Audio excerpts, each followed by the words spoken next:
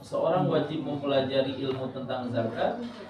Kalau orang biasa yang memang nggak wajib zakat, nggak wajib belajar ilmu zakat. Tapi ketika orang itu sudah menjadi orang yang wajib zakat, maka dia wajib belajar ilmu tentang zakat. Dan karena itu insya Allah kita kesempatan kali ini akan mempelajari tentang usia. Bismillahirrahmanirrahim. Kita usiami, satu kitab menjelaskan tentang puasa. As-siyam itu adalah masdar dari kata soma yasumu, bisa sauman, bisa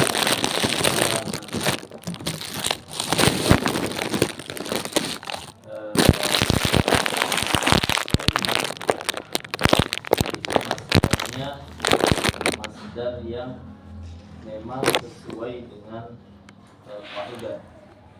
Tapi ada masdar yang memang itu adalah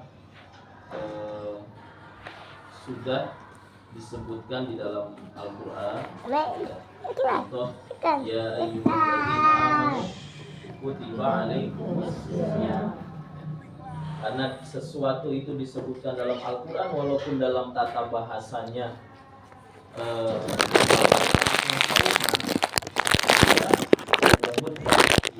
itu bukan satu kesalahan, itu dibenarkan.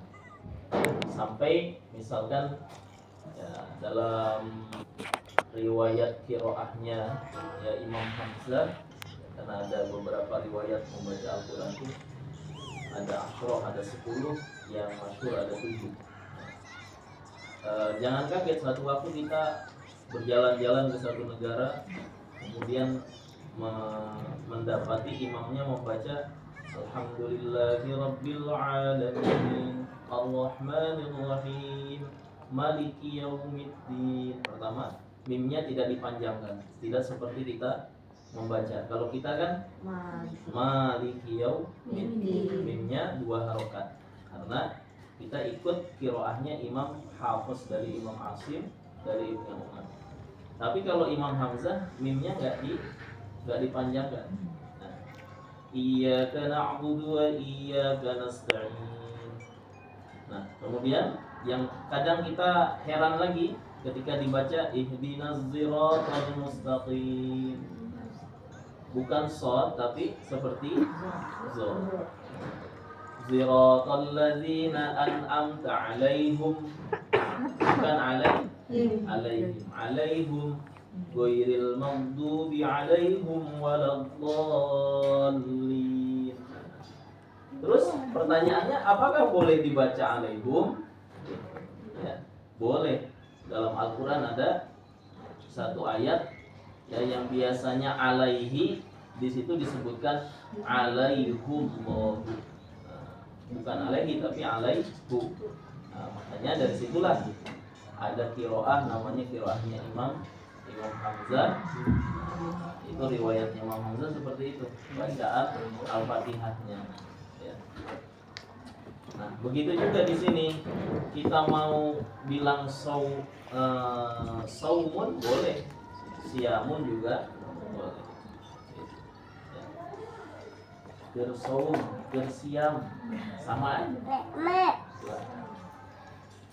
Nah, kemudian selanjutnya Bismillahirrahmanirrahim. Puasa atau saum atau siam secara ya, bahasa itu apa? Dan nyariin bunda. Enggak ada. Udah nyariin bunda mana? Boleh coba ditungguin dulu mana? Asistennya. Saum atau menurut bahasa, karena teknologi atau pengertian daripada saum ataupun yang lain dalam bahasa Arab itu dibagi 2. Ada yang secara lughatan, secara bahasa, ada yang syar'an, secara syariat. Yang bahasa itu adalah mutlaqul imsak, ya, menahan. Jadi misalkan tadi ada ya, sekarang ini ditanya Baju anda kenapa nggak makan? Lagi puasa. Yang punya mobil. Ya. Lagi puasa. Yes. Sejam lagi dia makan. Gitu. Loh, katanya lagi puasa. Puasanya. Puasa. Begitu nanti pagi Ya. misalnya nggak makan lagi puasa, siang makan dia kan menahan. Ya. Boleh saya. Jadi secara bahasa adalah sehingga puasanya apa? Falan ukal limal yauma insiya. Saya tidak akan bicara kepada seorang pun. Maka ketika beliau ditanya, ya, siapa ini kok kamu kan nggak pernah disentuh laki-laki, kok bisa hamil, bisa punya anak? Diam aja, gitu.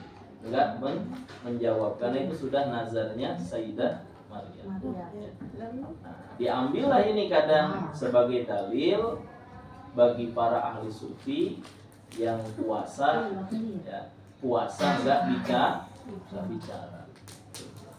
Tujuannya apa? Sebetulnya tujuannya menahan diri agar terbiasa tidak bicara yang sia-sia. Gitu. Kalau masih di pesantren dulu pernah ada ya puasa mutih. Mutih itu makannya hanya nasi saja. Nasi sama air putih. Ya. Susu nggak boleh. Sebenarnya Iya. ini tuh bukan putih, bening. Berarti puasa bening. Jadi Nasinya dia Putih. putih bening. puasa pagi sahur ya kan subuh sebelum subuh sahur biasa ya, cuma nasi sama air nanti bukanya juga gitu berapa hari itu kadang 2 hari 3 hari ya. Itu namanya puasa mutih. Ada lagi ya puasa nggak makan yang bernyawa. Apa tuh? Nggak Ayat makan. 15 ya Ustaz ya? Hah? Ayat 15 bukan sih? Ya. Yang puasa ayat 15 ya? Nggak makan apa? Ayam, Ayam lain sebagainya ya. daging, ikan. Itu agar apa? Puasa orang diet. Iya. Agar Terus apa? lagi puasa ya tadi ya nggak bicara. Gitu. Kalau disyariatkan itu nggak boleh haram karena dalam syariat nggak ada seperti itu. Ya. Jadi namanya puasa ya di dalam syariat itu apa? Tidak menahan sesuatu yang memang tidak dibolehkan ketika berpuasa. Gitu. Tapi tetap silahkan mau makan mau minum yang bagaimana ketika buka ketika sahur silahkan. Ya. Cuma di dalam pendidikan ya terkadang itu dibuat satu metode pendidikan. Ya. Kemudian selanjutnya secara syariat apa puasa itu?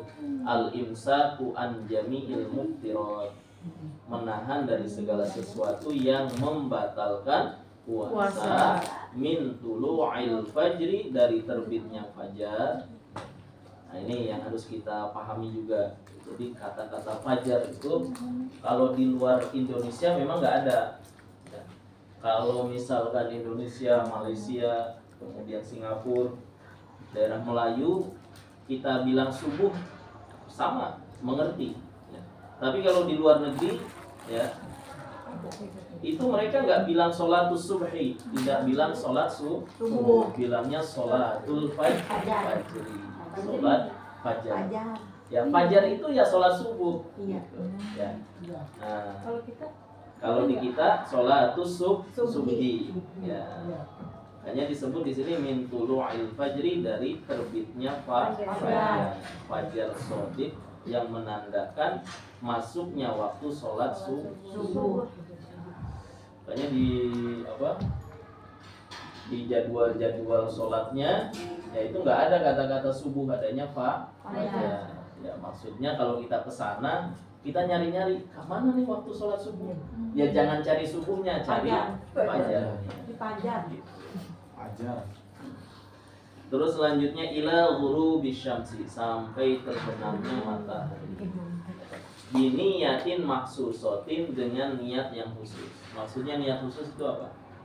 Jadi niat puasa itu wajib tabyitun niat. Wajib niatnya itu di waktu malam. Pokoknya sebelum masuk waktu subuh sudah niat. Gitu.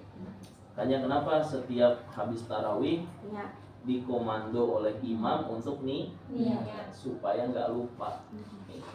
Kita nggak mau ikut bareng nggak apa-apa, tapi jangan sampai lupa ya. Di waktu sebelum subuh kita sudah Pas sahur boleh ya. nah, ya sahur, pas lagi sahur silakan. Bahkan sampai sangat telitinya Imam Malik ya, beliau membuat fatwa khawatir nanti orang misalkan satu waktu kelupaan ya karena tidurnya terlalu malam, akhirnya pas bangun pas subuh Banda. belum sempat apa? Iya. Belum sempat niat. Maka Imam Malik mengatakan dah di awal Ramadan malam pertama niat puasa satu Bulan. Itu solusi ya. Boleh kita mengamalkan itu ya. Dapat 1 bulanan. Nawaitu an asuma syahra kullahu. Saya niat puasa 1 bulan penuh. Enggak apa-apa. Itu sebagai solusi. Terus selanjutnya al aslu fihi, dalil dalam puasa itu apa? Ayat Al-Qur'an ya, tentunya kita sudah hafal semua. Surah Al-Baqarah ayat 183. Ya ayyuhalladzina amanu kutiba alaikumusiyam kama kutiba alal ladzina min qablikum la'allakum tattaqun. Mana yang mengatakan wajibnya? Di situ nggak ada kata-kata wajib. Nah itulah makanya kita memahami Al-Quran, hadis dan lain sebagainya tidak bisa langsung dengan mengartikan tekstual daripada ayat atau hadis. Kita harus mengaji. Ada namanya usul fikih, ada namanya qaidah fikih, ada namanya usul hadis, ada qawaidul hadis, ya, ada ulumul hadis. Nah itu harus kita kaji. Contoh ya. Makanya beda antara orang yang baru belajar dengan orang yang memang sudah banyak perbendaharaan ilmunya. Contoh gini, kataba kan kalau kita waktu kecil belajar bahasa Arab artinya telah menulis, gitu kan? Telah menulis. Yang tubuh sedang menulis. Ternyata ada di Al-Quran ya ayyuhalladzina amanu kutiba. Nah, kalau kutiba ini kan sigotnya bukan mabni maklum tapi mabni. Mana yang mengatakan wajib? Kan Oh, yang di piring itu. kutiba alaikum, ditulis ke atas kalian. Beda ini. Ternyata kataba itu maknanya banyak. Ya. Iya. Maknanya bukan hanya kataba itu menulis, bisa ditentukan, bisa diwajibkan.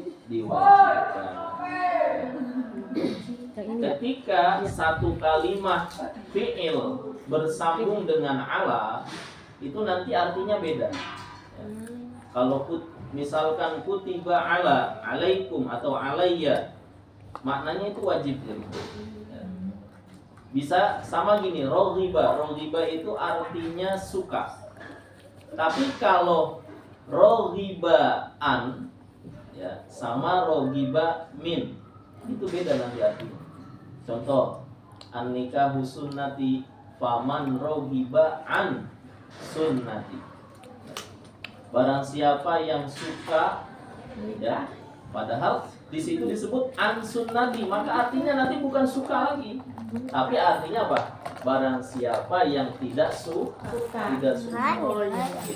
Roghiba an sunnati. Tapi kalau roghiba minni, nah, dia suka.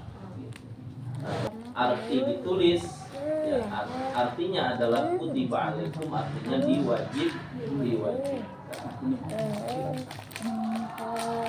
Terus selanjutnya waktu.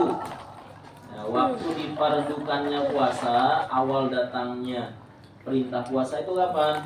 Adalah pada tahun kedua dari hijrah. Kapan? Bulan Syawal.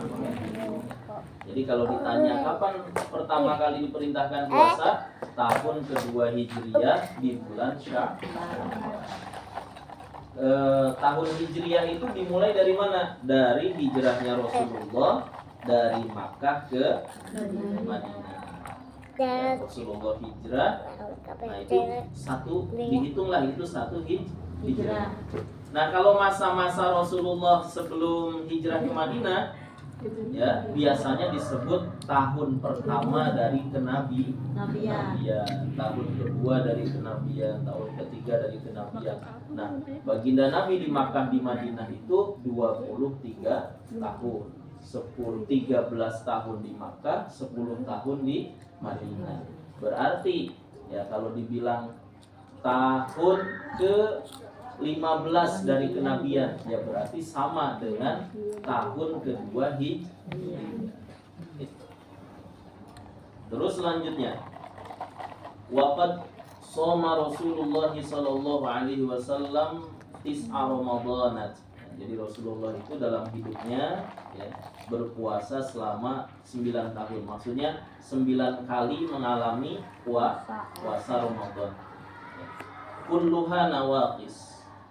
Aitis atan wa isrina yaumana. Jadi selama Rasulullah puasa selama 9 kali ya, setiap tahun tuh Ramadan. Nah, itu semuanya bilangannya 29 hari. Illa wahidan fakamilun, kecuali 1 tahun saja beliau pernah puasa 30 hari.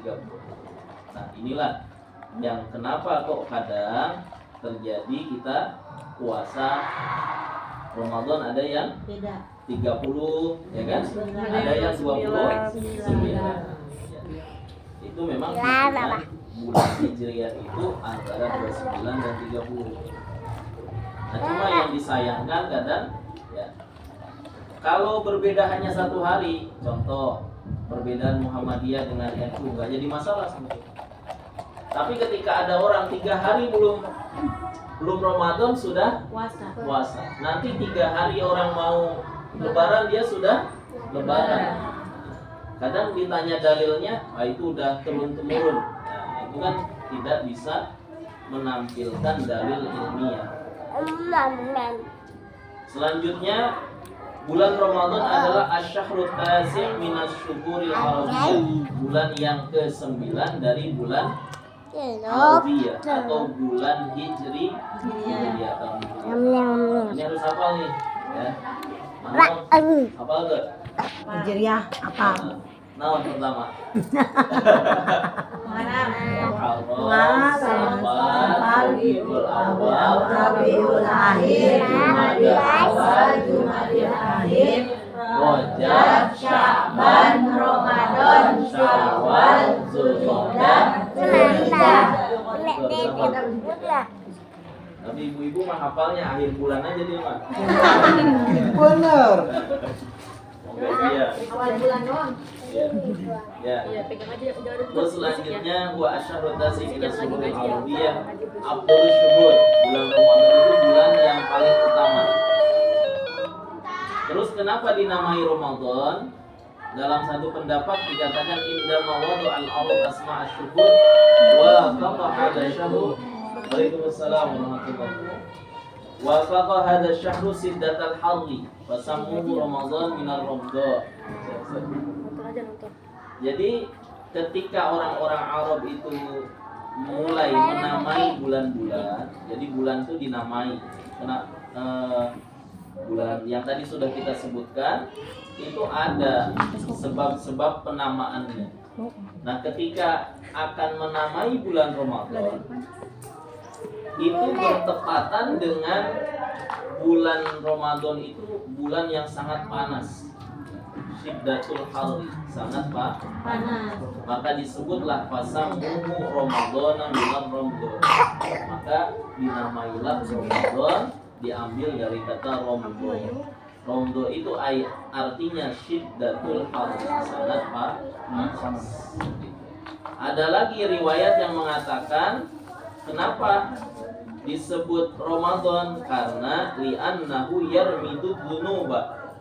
Karena Ramadan itu menghancurkan ya dosa. Maka kemudian selanjutnya wasyara itu wujubis siyami salah satu asya'a, dan syarat-syarat wajib puasa itu ada 3 perkara. Asya'a itu jamak taksir.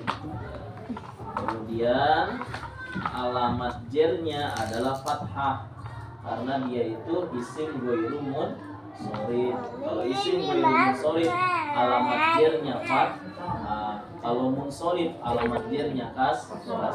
Ini tuh gini deh. Apa saja al-islamu, yaitu Islam.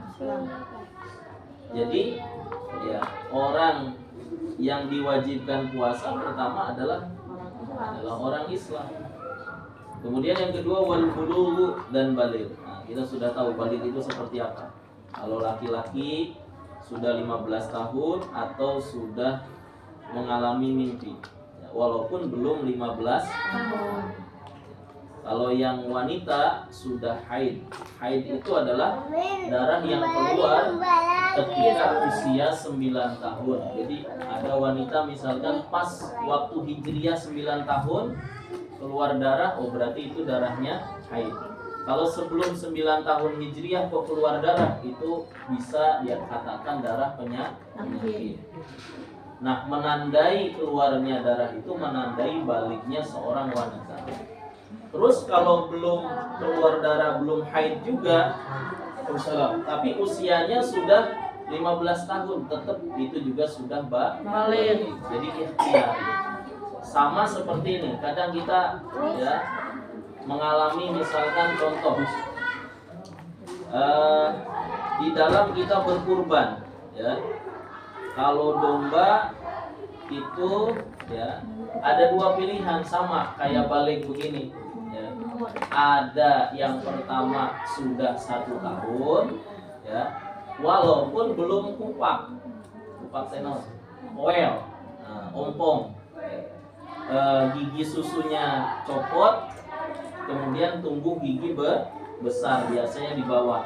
Nah, itu walaupun misalkan belum kupak, belum poel, tapi usianya hitungan kita sudah pas 1 tahun, ya sudah. Gitu. Jadi boleh diantara keduanya. Atau belum 1 tahun tapi sudah poel, itu pun sudah boleh. Ya. Walaupun ada pendapat-pendapat yang lebih mudah lagi. Kalau domba sudah 8 bulan, paling minimal misalkan 6 bulan, ada yang membolehkan. Tapi untuk kesempurnaannya kita memilih syarat yang paling sempurna. Wal aqlu, ya, dan bukan hanya Islam dan balik, tapi berakal. Seorang muslim, ya, kemudian sudah balik, ya, tetapi kena gangguan jiwa, jadi nggak wajib puasa. Nah, makanya nanti ada namanya di dalam al-aqlu ini ada pembagian orang tua yang pikun dan orang tua yang renta. Ini harus beda. Ini kadang kita mengartikannya karena dari dulu kadang mengikuti saja, akhirnya memahaminya kadang agak beda. Padahal begini, kalau ada seorang sudah usianya sudah renta, tua, usia misalkan 90 tahun, tapi ingatannya 100% masih normal, maka orang itu masih kena wajib syar'i atau taklif, wajib sholat, wajib puasa, dan lain sebagainya. Cuma ada namanya rukhsah. Ketika ya orang yang 90 tahun tadi akalnya masih sempurna, tahu dia ini bulan puasa, harusnya puasa, tapi udah nggak kuat, nah maka dia kena rukhsah. Boleh nggak puasa, cuma harus membayar apa? Fidyah. Membayar fidyah. Gitu. Tapi ada nih orang usianya 90 tahun, kemudian kena nih penyakit namanya pikun. Nah, baru aja makan, baru aja minum, ditanya sama anaknya, udah makan? Belum. Padahal baru makan. Atau ditanya misalkan, ya pokoknya udah, ya blank lah, maksudnya secara ingatannya itu udah kembali seperti anak-anak lagi, ya, seperti anak-anak. Nah, kalau yang seperti ini sudah tidak wajib, nggak harus bayar fidyah. Karena apa? Sholat pun udah nggak wajib. karena memang akalnya sudah Hilang. ya, ibaratnya sudah nggak normal, udah hilang. Ya, nah beda dengan yang tadi yang masih normal 100%, tapi karena keadaan Sakit. renta atau sakit enggak Kuat. kuat, itu dapatnya rukhsah, tapi tetap bayar Iya. itu perlu dipahami. Kadang kita ditanya di masyarakat seperti itu. Nah kemudian selanjutnya wal qudratu 'ala shaumi, dan mampu melaksanakan Puasa. Ya. Bagi yang nggak mampu, misalkan perjalanan, ya, nanti ada rukhsah kan, ada rukhsah perjalanan, ada rukhsah sakit, ya. Atau rukhsah karena sudah renta tua. Nah kalau yang rukhsah karena sakit, nah ini termasuk yang ghairul qudrah, yang tidak mampu melaksanakan puasa. Kalau rukhsah yang perjalanan itu satu lagi, ya. Kadang orang mampu tapi khawatir perjalanannya dan lain sebagainya. Selagi perjalanannya bukan safarul maksiyah, maka rukhsah dalam agama itu boleh. Jadi gini, rukhsah di dalam agama contohnya boleh tidak puasa, kemudian apalagi boleh tidak puasa dan lain sebagainya. Yang rukhsah itu yang hubungannya dengan perjalanan, boleh dia melakukan rukhsah selagi niat perjalanannya bukan maksiat. Jadi memang niatnya ini dari berangkat, misalkan seorang niat ya datang ke Surabaya itu memang mau, misalkan mau mencuri, mau membegal dan lain sebagainya, itu mah nggak boleh dapat rukhsah. Gitu. Tapi gimana seandainya orang niatnya mau belajar ke pesantren, ya kan? Niatnya benar, niatnya baik, gitu kan. Di tengah perjalanan naik kereta, ya, akhirnya sebelahnya duduknya sama perempuan, gitu kan. Nah, perempuannya cantik misalkan. Akhirnya, ya, dia udah nahan-nahan tuh, gitu kan, ibaratnya nggak mau maksiat. Akhirnya misalkan ya melakukan, tapi bukan sampai zina, ibaratnya zina yang besar, ya. Akhirnya ya sedikit-sedikit lah gitu. Misalkan ada hal-hal yang tidak baik dilakukan. Ya, tadilah disebut Ustaz Yasir minta nomor HP dan lain sebagainya, ngobrol-ngobrol, ya seneng lah gitu. Ya kan? Nah, itu kan jadi maksiat. Tapi ini maksiatnya disafat. Maksiatnya itu terjadi bukan dari pertama. Tetap dia masih boleh dapat rukhsah. Kalau dia mau sholat, boleh, sholatnya masih qashar, masih boleh. Sholatnya mau dijamak, boleh. Enggak puasa misalkan di perjalanan karena jalannya sudah jauh, ya lebih dari 2 marhalah, boleh. Tapi kalau orang yang memang dari awalnya dia mau berjalan memang udah niat maksiat, nah itu enggak dapat rukhsah. Itu perlu dibedakan. Terus selanjutnya wa faraidus shaumi arba'atu asya'a, dan fardunya puasa itu ada 4. Nah ini kita perlu pahami nih. Dalam kitab-kitab fikih biasanya ada namanya rukun, ada namanya syarat, ya. Itu selalu aja. Sholat ada rukun, ada syaratnya, ya.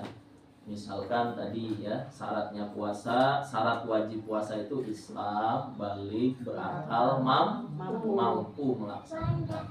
Ini namanya jami'. Kalau dalam ilmu balaghah disebut jami', yang mengumpulkan. Ketika 4 perkara ini berkumpul, hukumnya jadi wajib. Ketika 4 perkara ini salah satunya nggak ada, berarti tidak wajib. Ya. Nah, ketika tidak berkumpul itu disebut mani', penghalang. Ya. Ada jami', ada mani'. Nah, itu nanti dalam menjelaskan tentang pengertian ya satu perkara. Contoh, kalam itu apa sih? Al-kalamu wal lafzu al-murakkabu al-mufidu bil wad'i. Nah, 4 ini namanya jami'. Ya. Tapi ketika salah satunya nggak ada, ini jadi mani', jadi penghalang.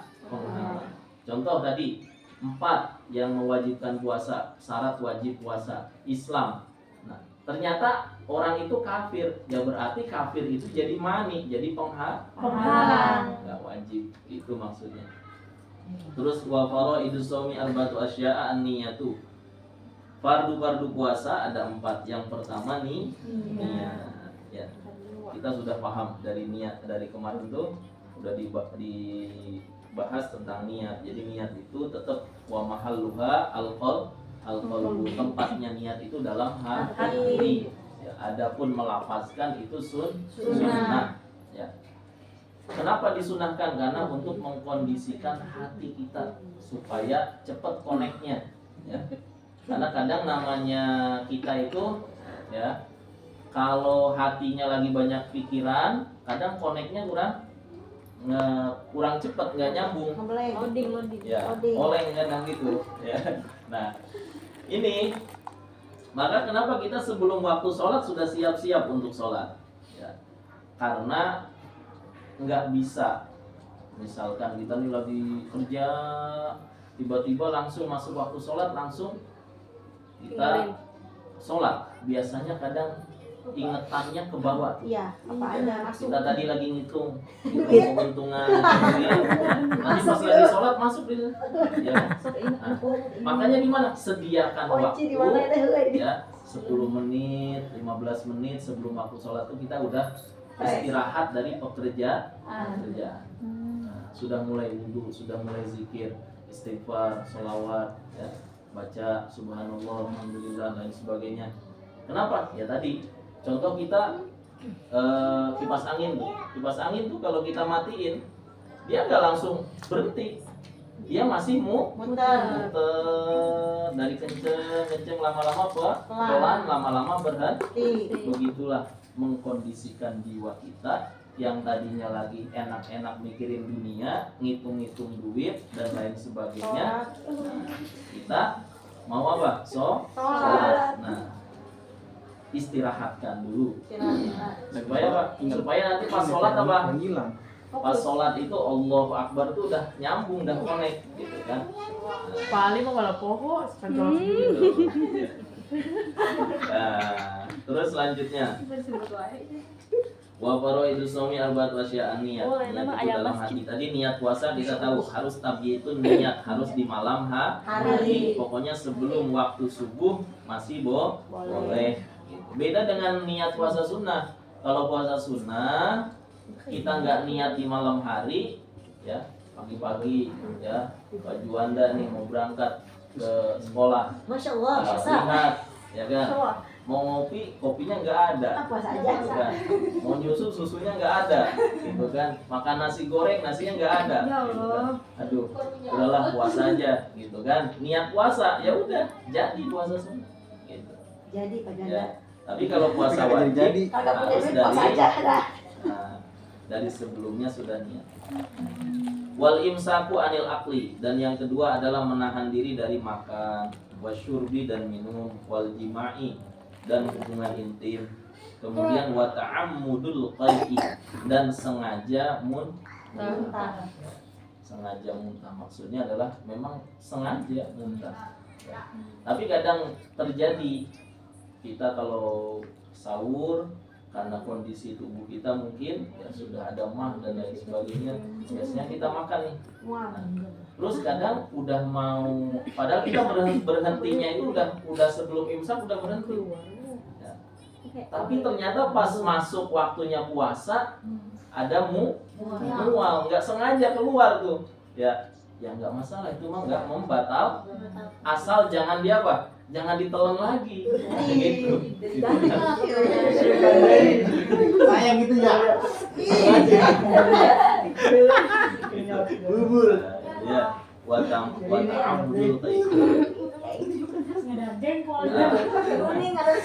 kemudian walladzi yubdiru bihi as-shaim asyratu asya'a.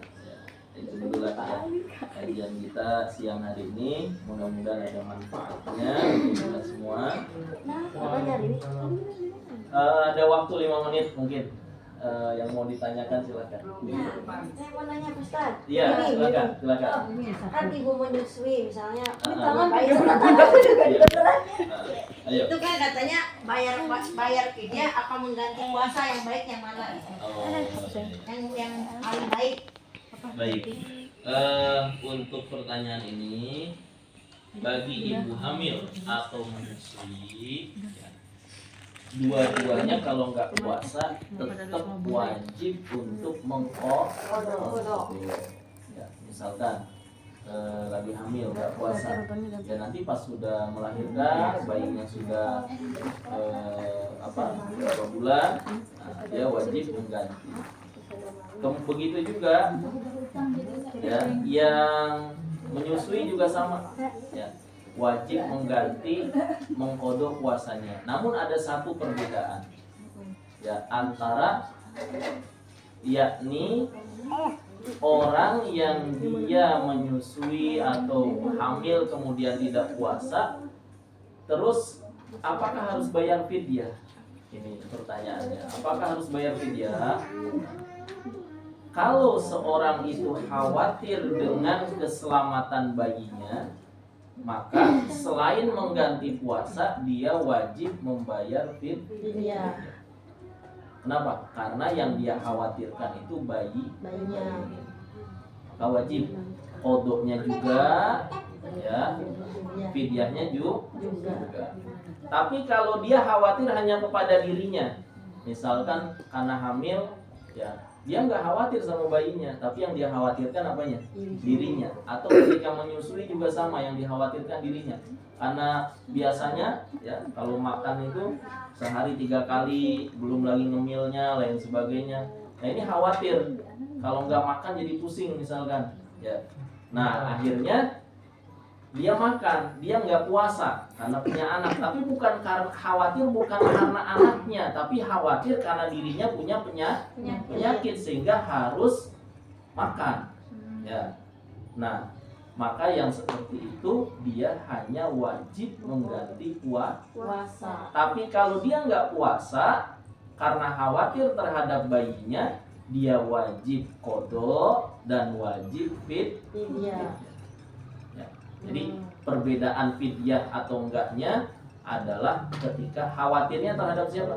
Kalau terhadap anaknya wajib fidyah. Kalau khawatirnya terhadap dirinya enggak wajib. Ya. Tapi tetap dua-duanya harus qadha. Ini kadang salah paham ini. Ya. Kadang akhirnya bayar fidyah doang. Enggak ganti qadha padahal wajib qadha. Terus fidyahnya berapa? Fidyahnya itu adalah 1 mud, ya. 1 mud itu berapa? Jadi 1 sok itu 4 mud, ya. 1 sok itu 1 hitungan zakat fitrah itu 4 mud, arba'atu amdad. Nah 1 mud itu kalau kita takder, ya, atau kita pakai hitungan timbangan 675 gram. Jadi sehari nggak puasa, kalau kita harus bayar fidyah 675 gram. Apa? Kalau zaman sekarang kan diuangkan tuh Pak Ustadz. Iya. Biasanya. Boleh diuangkan asalkan sama Sesuai harga beras. sesuai harga beras. Harga beras sekarang berapa? 10.000. Berapa Ustadz? Ya kalau 675 gram itu kan kurang lebih ya hampir 1 liter kan, hampir 1 liter. Karena kan 1 kilo itu kan 1000 gram. Ya kan? Terus 675 berarti 6 on, ya 7 on lah kita ini kan, kita apa? Kita lepaskan, lebihkan gitu kan. Ya, jadi tetap kedua-duanya harus qadha puasanya. Ini cemburuana. Qadha puasanya. Kan 1 tahun kalau kodo kan harus 1 tahun itu ya, sebelum Ramadan datang lagi harus sudah kodo. Ya kan Ustaz? Ya, sebaiknya seperti itu. Kondisinya kan Tapi kalau terjadi misalkan karena sakit akhirnya nggak bisa bayar fidyah aja. qadha. Bayar fidyah aja. Ya nanti kodonya bulan lagi teh geus berikutnya ketika sudah saya. Oh, bisa gitu ya, Ustaz? Jadi kodonya tetap, pokoknya kodonya harus gitu ya. Nah, tapi menyesuaikan dengan keadaan. Tapi fidyahnya kalau memang karena khawatir karena anaknya, fidyahnya harus. Kalau bisa bulan Syawal ya.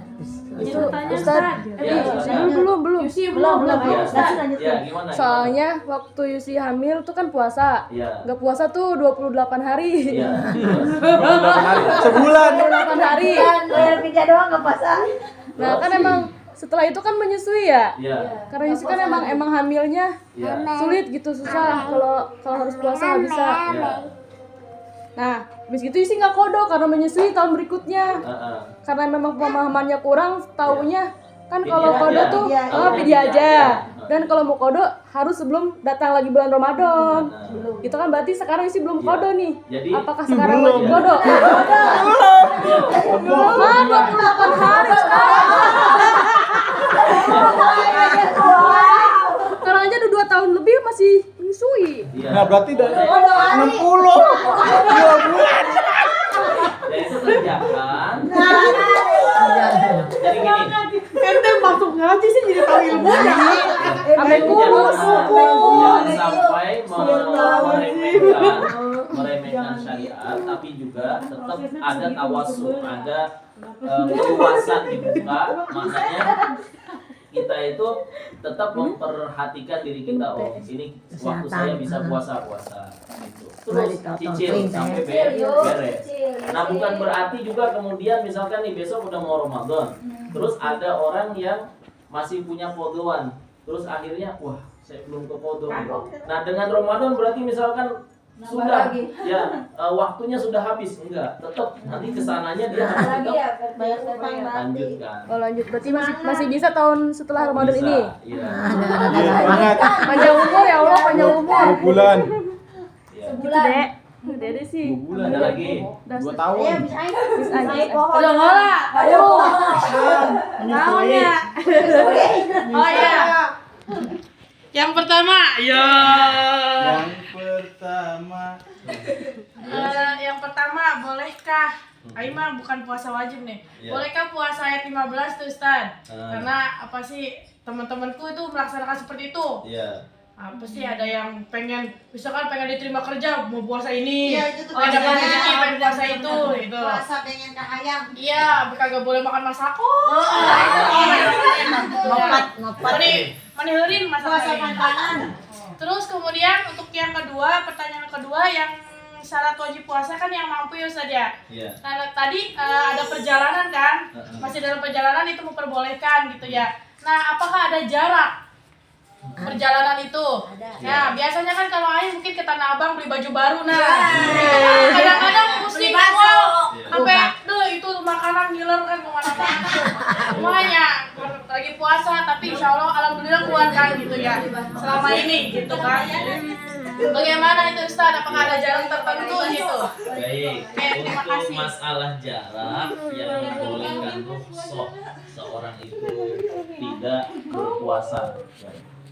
Jarak seseorang tidak puasa itu 2 marhalah. Maksudnya perjalanan yang safarnya safar ba'id, safar yang jauh. Ya, kurang lebih 80 sampai 83 ke atas.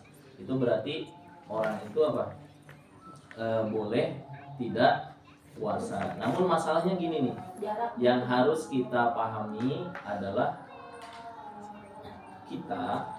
kalaulah kita safarnya sebelum subuh. Ya. Safarnya atau perjalanannya kita mulai misalkan jam 2 pagi. Nah, kita kan sudah masuk di jam 2 itu dalam perjalanan. Itu boleh.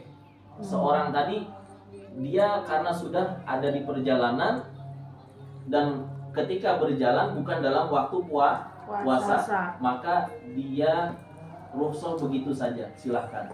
Tapi kalau orang yang berjalannya misalkan gini nih, besok mau safar, mau perjalanan, Pemudik. jam berapa? Jam 9 pagi. Maka ketika waktu malam dia tetap harus wajib niat puasa. Karena ketika dia masuk wajib puasa, dia belum dalam perjalanan. Ini yang harus diperhatikan. Berarti ketika nanti karena nggak kuatnya misalkan perjalanan, ya sudah, itu rukhsahnya dia kerjakan silahkan. Tapi tetap ketika malamnya dia harus niat puasa, menjalankan puasa. Karena di waktu itu dia belum dalam safar. Oh, iya Gitu iya. ya. Sama seperti kuli bangunan. Kuli bangunan atau tukang panggul yang berat-berat gitu kan. Susah. Kadang ada pertanyaan, gimana? Suami saya itu kerjanya berat, ya kan? Nah, maka jangan langsung dibilang boleh, ya, tapi harus bertahap-tahap. Contoh gini, Ustadz gimana? Saya kan kerja, ini kan mau panen nih sawah bulan Ramadan misalkan, itu bulan Ramadan panen, ya. Nah biasanya manggul-manggul dan sebagainya capek, gitu kan. Nah kita kasih dulu solusi, bisa nggak kerja di malam hari, ya, atau sebelum sahur, gitu kan. Seperti kuli jalan itu bikin jalan, gitu kan. Dia kan kerjanya malam, siang mah tidur, gitu kan. Nah, jangan sampai nanti aja kita salah memberikan fatwa, maknanya memberikan jawaban. Wah, saya nih pekerja berat, boleh nggak saya nggak puasa? Oh boleh. Nggak taunya dia kerjanya apa? Malam, siangnya nggak kerja, lah nggak kerja nggak puasa, tuh kan? Nah itu, nah yang pertama. Jadi jarak itu ketika sudah jarak dibolehkannya qashar sholat. Nah, kemudian yang kedua tadi apa tadi? Yang pertama tadi apa? Yang puasa ini. Puasa itu sebagai latihan. Maknanya gini, nggak boleh dijadikan syariat. Kalau kita sebagai guru punya anak murid nih, ya kan? Apalagi kadang kiai-kiai itu dia tahu nih anak-anak muridnya nih yang satu nih, misalkan makannya terlalu banyak misalkan, gitu kan. Seneng sama yang makanan ini, sama dia kayak seorang dokter memberikan arahan kepada pasien, gitu kan. Pasien dulu pernah ada, mohon maaf, dalam satu kitab diceritakan ada wanita gemuk banget, ya, tapi nggak nyindir nih saya nih ya. Miss Ai. Ada wanita Wanita bukan laki. Nah, terus akhirnya dalam kitab itu ceritakan dia datang sowan ke seorang syekh. Gimana? Saya mau ingin punya anak misalkan gitu kan. Nah, syekhnya tahu ini penyebabnya karena perut tubuhnya terlalu besar, obesitas gitu. Nah, akhirnya syekhnya bilang, ya udah kamu puasa gitu kan. Nah, maknanya itu kan seorang dokter dia tahu tentang pasien yang dia begitu juga seorang guru kiai dia tahu bagaimana nih keadaan murid-muridnya, sehingga tadilah dibuat kamu puasa Muti, kamu puasa ini. Nah itu sebetulnya hanya metode, jangan dimasukkan ke dalam syariat. Jangan masukkan dalam syariat. Jadi bukan berarti itu nanti masuknya sunnah, misalkan puasa ngerawon, misalkan, ya. Kemudian puasa bilaruh, kan, puasa dan lain sebagainya. Itu hanya masuk dalam latihan. Kalaupun kita puasa, kalaupun kita mengerjakan, itu bukan bagian dari syariat, bukan. Itu hanya tadi amalan atau di luar daripada syariat. Kalaulah kita mau buat itu sebagai satu puasa sunnah, ya sudah,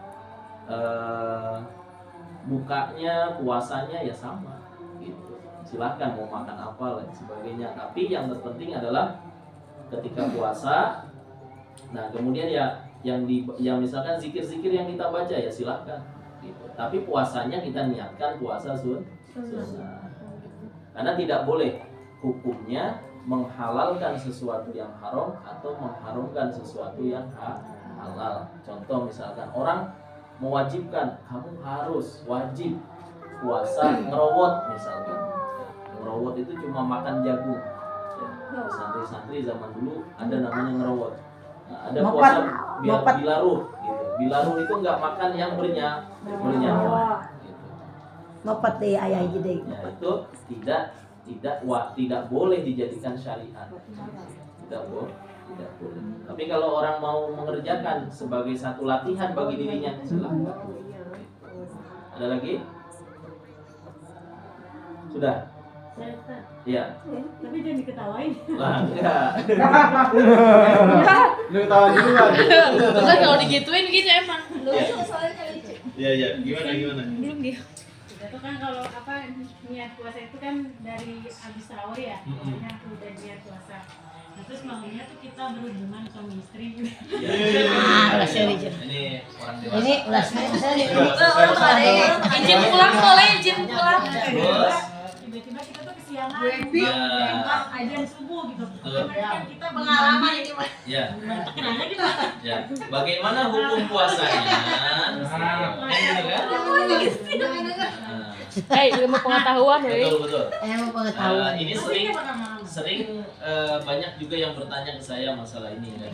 Mantin bangunan. Berarti baby dan baby wae.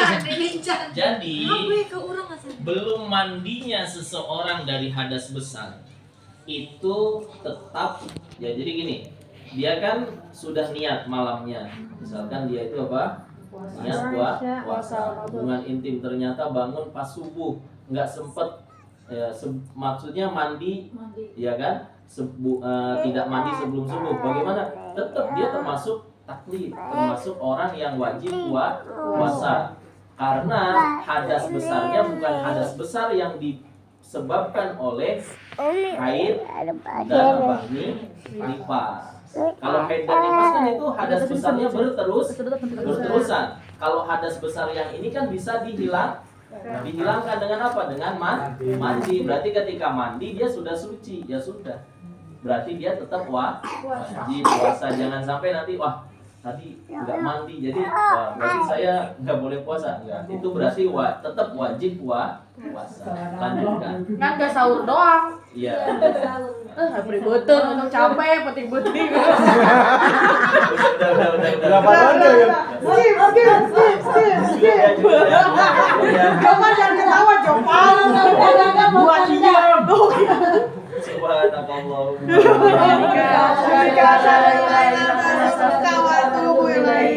Main sih jadi enggak.